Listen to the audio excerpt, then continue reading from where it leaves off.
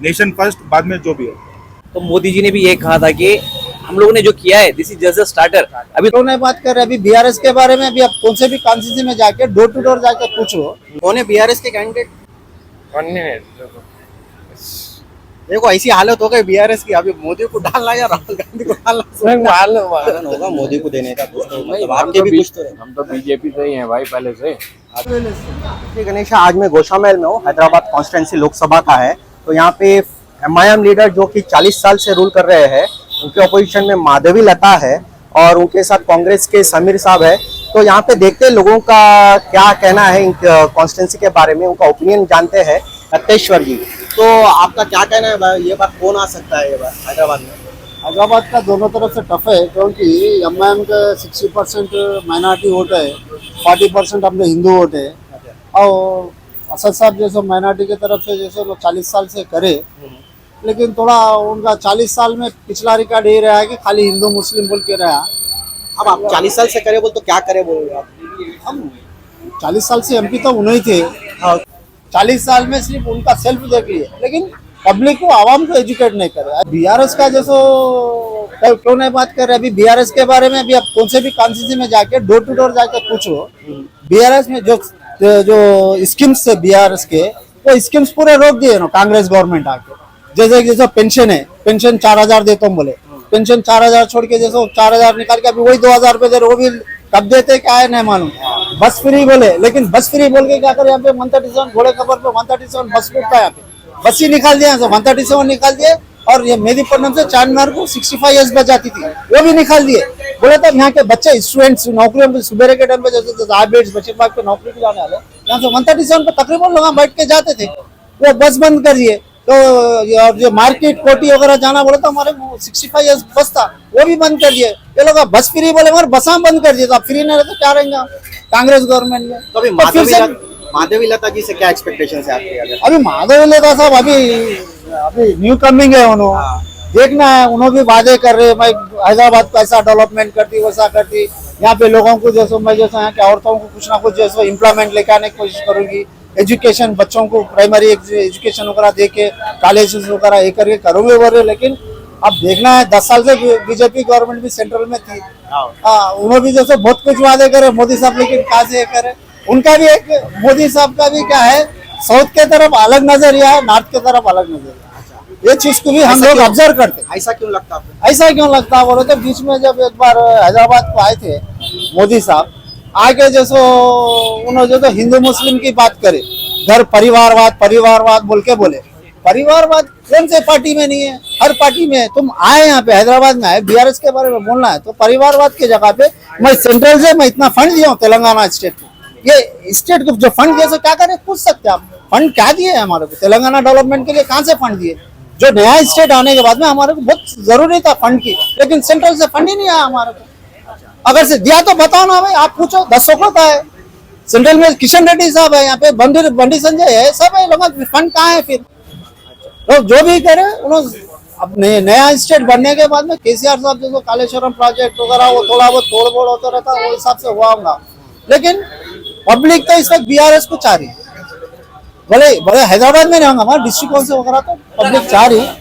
लेकिन जैसो मोदी साहब का ये है कि जो विदेश नीति में उन्होंने परफेक्ट है, विदेश नीति में परफेक्ट है, परफेक्ट के साथ भी प्रॉब्लम है, मालदीव्स के साथ प्रॉब्लम है, तो इसलिए बोल रहा हूँ ना मैं, मोदी साहब विदेश नीति में परफेक्ट है, वो बात तो मानते। क्योंकि जो कतर में जो अपने सेना थे वो लोगों को छुड़ा के लाया, और जहाँ युद्ध हुआ, युद्ध के जगह से जो बच्चों को जो लेके आए, जो युद्ध में फंसे थे वहां से लाए करे, वो बार बराबर है। वो उनके लिए तो विदेश नीति तो जयशंकर साहब मोदी साहब मिलके जो विदेश नीति है बराबर है।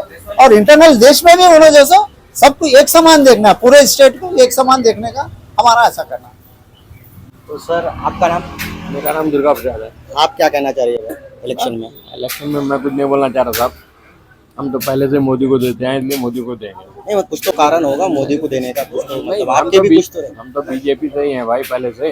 आज हैदराबाद का इलेक्शन बहुत गर्मा गर्मी में, क्योंकि यहाँ पे बीजेपी से माधवी लता है, एमआईएम के अपोजिट। अभी बात करें तो सिर्फ 2 कैंडिडेट का बात कर रहे हैं, एक तो ओवैसी साहब या फिर माधवी लता madam.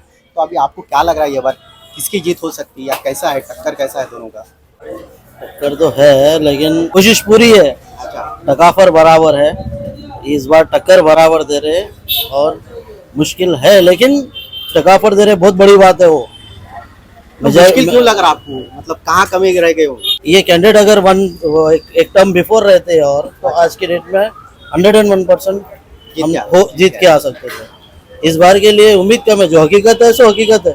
Way are proud of her, sorry, but अभी मुश्किल है। ओवैसी साहब तो अभी 40 साल से उनके पिताजी से वही दैट इज जो उनकी गुडविल है, उस वजह से ही इनको थोड़ा मुश्किल होएगी बस, बाकी और तो अभी सिर्फ नाम के हिसाब से आ जाएंगे बोल रहे, नहीं लेकिन नाम के हिसाब से, Development हाँ, नाम के हिसाब से आएंगे। ओवैसी ओवैसी साहब डेवलपमेंट ऐसा कुछ भी नहीं दिख रहा आपको हैदराबाद में। उम्मीद तो कुछ भी नहीं है, वो कर रहे भी नहीं।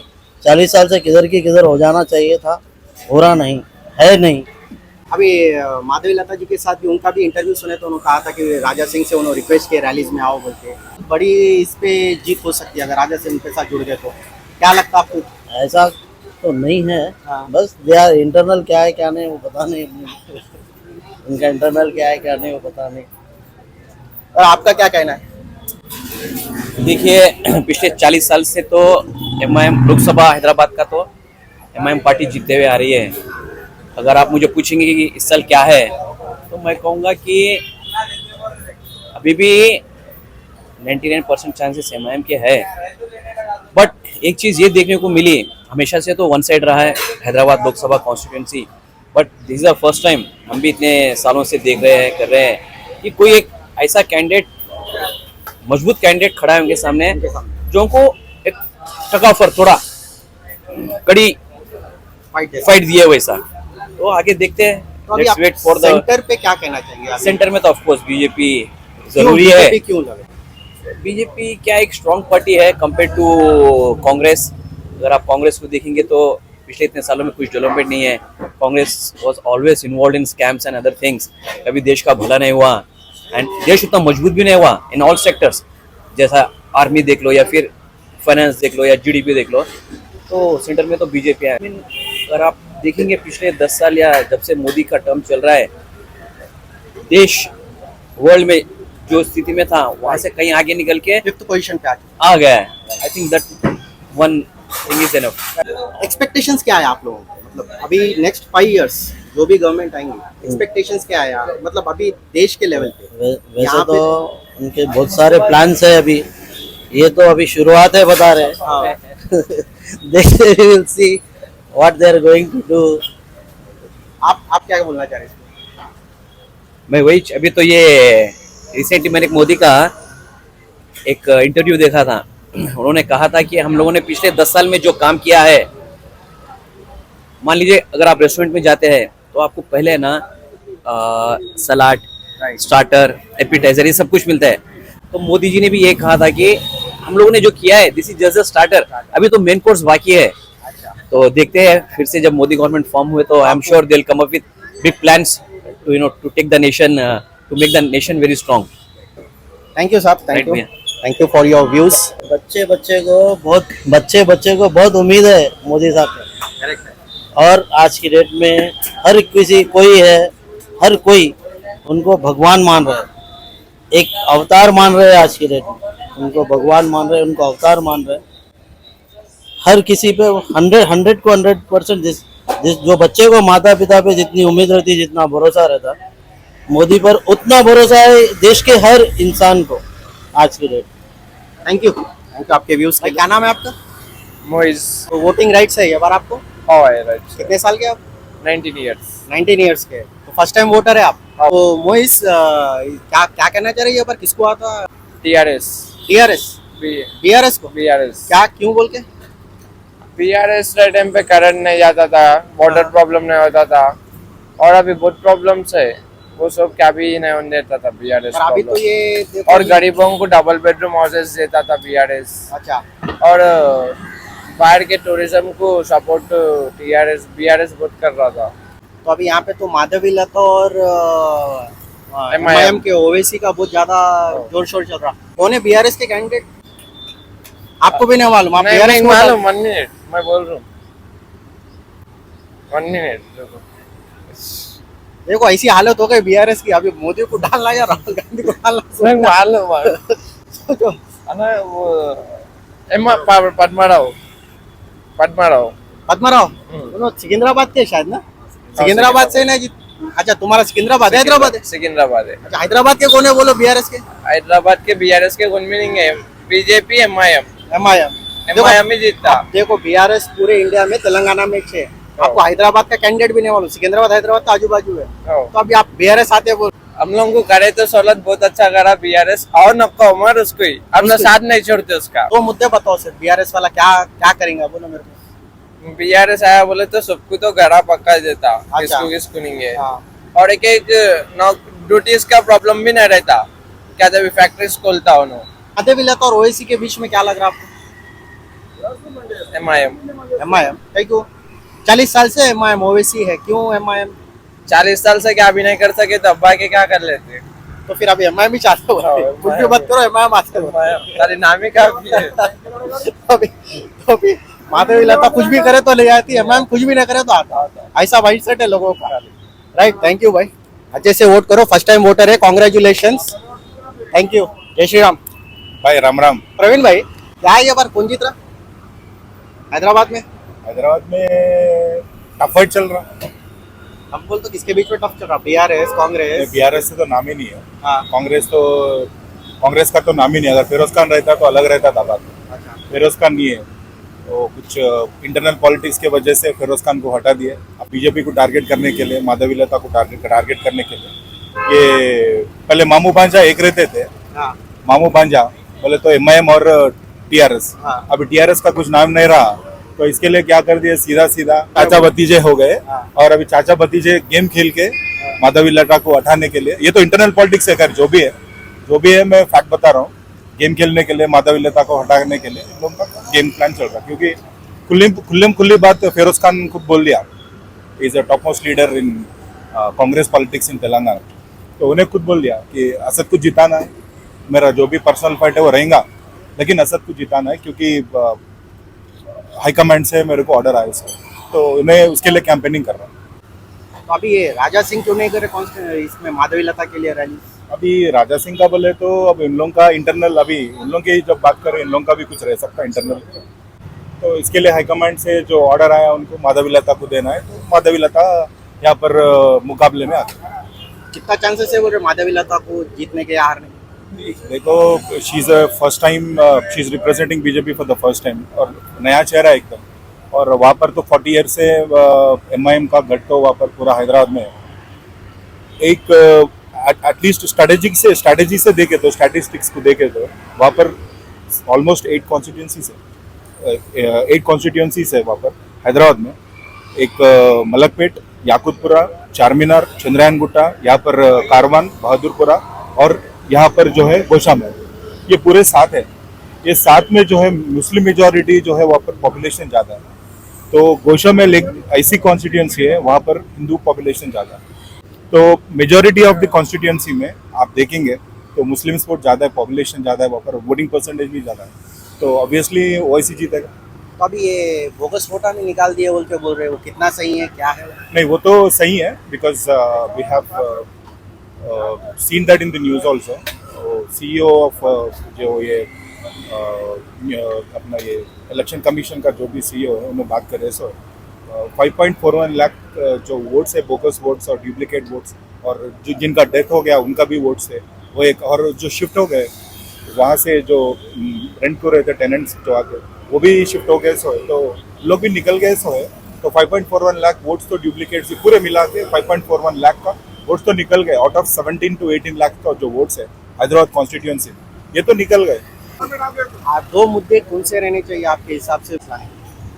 मैं तो बोलता हूँ 2 मुद्दे भी डेवलपमेंट और दूसरा भी डेवलपमेंट, क्योंकि ये रिलीजन बेसिस नहीं होता है, because for me nation stands first, जो भी है नेशनल इंटरेस्ट फर्स्ट रहना चाहिए, क्योंकि आर्टिकल 370 निकालते हैं, which was not impossible thing जो है पॉसिबल करा सर, वो आर्टिकल 370 वो निकाल दिया।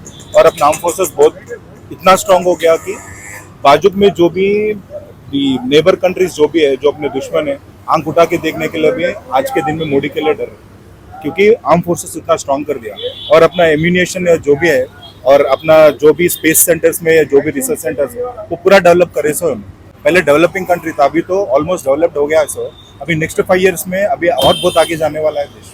तो मेरा मुद्दा यही रहेगा, फर्स्ट वाला भी वही रहेगा डेवलपमेंट और सेकंड भी वही रहेगा डेवलपमेंट, क्योंकि डेवलपमेंट जितना डेवलपमेंट होगा अपना कंट्री बहुत आगे जाएगा। और अभी फिलहाल 10th पोजीशन से लेके जीडीपी में 5th पोजीशन लाया सो है Modi in last 10 years। Public को आम पब्लिक को जो नॉलेज नहीं है वो लोग बोलते रहते कि ये देश घूम रहा, पूरे वर्ल्ड घूम के आ रहा और कुछ भी नहीं कर रहा, लेकिन ऐसा नहीं। ये देखना चाहिए कि एफडीआई कितना आ रहा अपने कंट्री, एफडीआई कितना आ रहा, फॉरेन इन्वेस्टमेंट्स कितने आ रहे, इन्वेस्टर्स कितने आ रहे यहाँ पर, और बाहर जो कंट्री से अपने रिलेशनशिप जो बन गया। जब देखो अब ईरान में जब वॉर हो गया था, क्राइसिस, वहां से पूरे इवैक्यूएशन हुआ, और जब इसराइल में वो वॉर हुआ तो अपने पूरे आपके जो भी काम करने बाहर जा गए अपने नेशन के, उन लोगों को पूरे इवैक्यूएशन करके लाया से।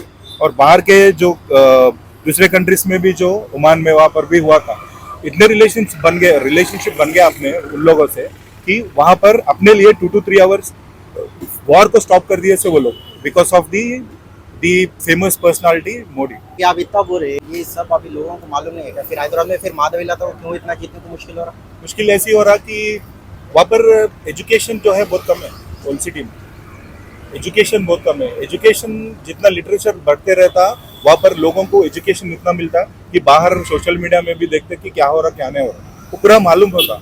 लेकिन ये है कि वहाँ पर एंकरेजमेंट बहुत कम है बच्चों को पढ़ाने का, तो डेवलपमेंट नहीं हो रहा ना वहाँ पर। इसका मतलब वही है, लोगों को बच्चों को एंकरेज करके लेके जाना है, बच्चों को स्कूल्स को लेके जाना है, एंकरेज करना है। कुछ फादर मदर उनके फैमिलीज को कुछ अलग से कुछ स्कीम बना के उन लोगों को कुछ पैसे फंडिंग करना पड़ता, तभी उन लोग भी फादर मदर भी बच्चों को एजुकेशन के लिए स्कूल पे भेजेंगे, स्कूल को जाके वहाँ पर भी पढ़ाई करेंगे और उनको नॉलेज बढ़ेगा, तब जाके और इंडिया बढ़ेगा। ये नहीं हो रहा, तो इसीलिए उनको ये तकलीफ है। प्रॉब्लम ये है कि वहाँ पर वन साइड हो जा रहा वॉर, क्योंकि इसीलिए she is trying very hard. I seen the first candidate who appeared for the first time from BJP, that to a lady. Asad has done so much of good, he has so much of goodwill, और इतना है कि base ज्यादा है वहाँ पर असद के लिए, गुडविल के लिए, नहीं बोल के नहीं, असद साहब के लिए। लेकिन ये नया बंदा आके भी, इससे पहले जो बीजेपी कैंडिडेट्स थे पिछले 2019 हो या फिर 2014 हो, जो भी कैंडिडेट्स थे they were dummy, but she is not that kind of personality. Madhavi Latha holds a strong grip, और मुसलमानों में ऐसा नहीं है कि हिंदुत्व वोट पे जा रहे, नहीं, मुसलमानों को भी लेके जा रही है। She has done so many cultural activities, she has done so many helping towards the Muslim community from past 8 years। ये तो लोगों को जानते नहीं, लेकिन वहाँ पर इतना करे बाद में भी उनको तकलीफ हो रहा है। माधवी लता के पास तो 220 करोड़ का एसेट्स है, असद के पास तो कार भी नहीं है उसके नाम पे। कौन बोल रहे हैं कार नहीं? अभी डिक्लेयर कर रहे हो, डिक्लेयर वो लोग करते हैं। वैसा तो डिक्लेयर करने में राहुल गांधी भी बोल रहा मेरे पास एक सोने का, मेरे पास एक 10 तोले का सोना है, वो बोल के डिक्लेयर कर रहा। क्या उसके पास पूरा देश भर के पैसा नहीं है क्या? है बोलते लोग, लेकिन बाहर नहीं निकलते। The one who has actually put forward their assets, उसमें assets इतना है बोल के वो लोग डर रहे थे, because that's a white money they are declaring it very openly, but why these people are fear about it? People are saying that I do not even own a car, तो कार ओन नहीं करे तो लाखों का गाड़ी कैसा लगा के इधर सोचो। एटलीस्ट यहाँ पर जो टफ कंपटीशन जो आया उनको, at least now he will realize, because earlier it was not the case, one side war हो जा रहा था और उन्हें कैंपेनिंग की भी करने की जरूरत नहीं पड़ती थी असद साहब को, लेकिन अब ऐसा नहीं है, इट्स कम्प्लीटली डिफरेंट। आज पहले महादेवी लता के ऐसा कर रहे हो, पहले चाय पीते थे, अभी जो है असद साहब पानी पिला दे रहे हो, क्योंकि उनका कैंपेनिंग वैसा उतना स्ट्रॉन्ग होल्ड है। एक औरत आके भी इतना कर रहे बोले तो ग्रेट है, for the first time hold तो इतना अच्छा पकड़ के। After May 13th people will get to know like who will going to vote whom and who will going to be the winner of the race। Thank you Praveen, thanks. 7 तारीख को पक्का आके vote डालो। नेशन फर्स्ट, बाद में जो भी है।